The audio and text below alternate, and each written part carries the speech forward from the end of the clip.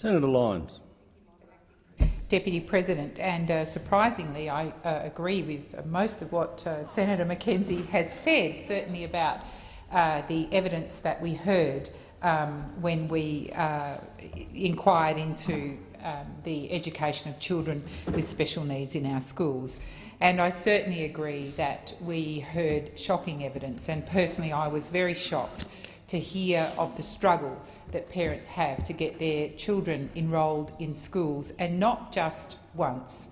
This was year in, year out, where parents had to fight the system, fight the gatekeepers, as Senator Mackenzie described them, in order to get their children the education that they are absolutely entitled to as children living in Australia, where not only is it a legal requirement for children to go to school, but obviously we want our children in school so they're able to learn. And we heard, as Senator Mackenzie said, it didn't matter which state we were in, we heard the same evidence, and it didn't matter whether it was the public or the private system. There was no difference in the fight and the struggle that parents had to enrol their schools. Parents told us in evidence that they had taken the matter up with the Equal Opportunity Commission, that they had taken the matter up with their local state ministers, with their members of parliament, simply to get their child enrolled in school.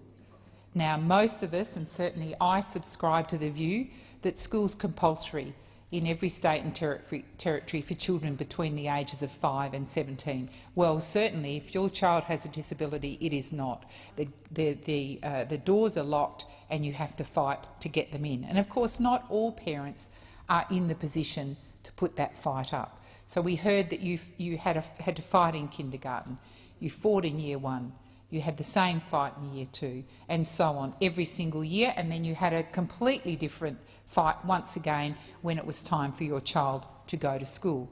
Now, if you were successful in getting your child into school, we heard evidence from parents who were paying, whether it was the public system or the private system. Again, we heard evidence of parents paying the school so that their child could get access to education, whether that was through a particular piece of equipment or a staff member, that parents are also not only having the burden of having to fight the system, but of having to contribute themselves. And of course, not every parent is in the position of being able to do that. And of course, it didn't guarantee that your child was better off. We also heard appallingly where children needed perhaps an iPad or some other special aid to help them with their learning, that often schools denied them that they were told it slowed the class down, or that it wasn't appropriate, or that it wasn't allowed. I mean, these were really eye-opening allegations that parents were making. We also heard, as Senator Mackenzie said, of children spending 4 hours on a bus because the parents had been unable to enrol their children in their local school and had been forced to take them elsewhere, requiring them to be on a 2-hour journey one way and a 2-hour journey back. And so when I asked, well, states I know regulate about this, there are limits to the amount of time that children can spend on a school bus, I was told, yes, that was true, but it seemed that people turned a blind eye if the child had a special need. I mean, absolutely disgraceful. So, of course, that meant the child was not able to use the bathroom. The child was not able to eat food. All of these things, which most of us take for granted when our children attend school, were denied to children with a disability. The other alarming factor is that children with a disability are often not treated as learners, which was a fundamental tenet. We send our children to school to get that education, to engage in the system as learners. But often when they went to school, the teachers and the school staff had a very, I suppose, uninformed point of view about what that child could achieve, never ever saying that we want this child to be an exceptional learner, that they never had those high expectations which they have for children without a disability for children with disability. So the first step in our report acknowledges that children are learners no matter what their disability, and that some of those children need additional assistance. And we did hear from children. We were very particular that we wanted to hear in our inquiry from children with disability, and they told us time and time again of the struggles. Bullying of children with special needs happens right across our system. There are some fundamental issues which must be addressed as a matter of priority by the Turnbull government. Now, unfortunately, that's about the end of where Senator Mackenzie and I agree, because fundamentally the way the Turnbull government is funding children with disability is making their struggle much harder. So we heard, in fact, there was no witnesses that we heard from who supported the current funding regime, and it's not Labor's funding regime. That's an error.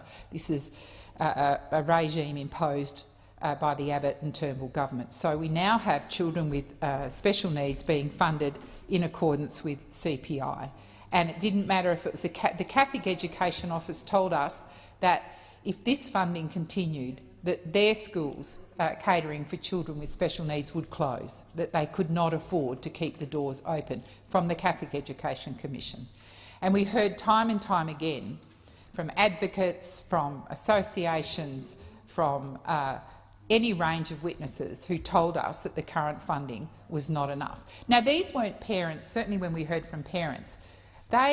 What these parents want is the same that every parent wants, and that's a decent education for their children. They weren't asking for the world. They were not being unrealistic. But parents told us very clearly that the funding model, the current funding model, and again it's a broken promise, because we heard from educational experts that if years 4 and 5 of Gonski had continued to be funded, it would enormously assist those with disability. But of course we know that that was a broken promise. We know that issue of unity ticket was completely abandoned, and that has, of course, a much more severe outcome for children with disability.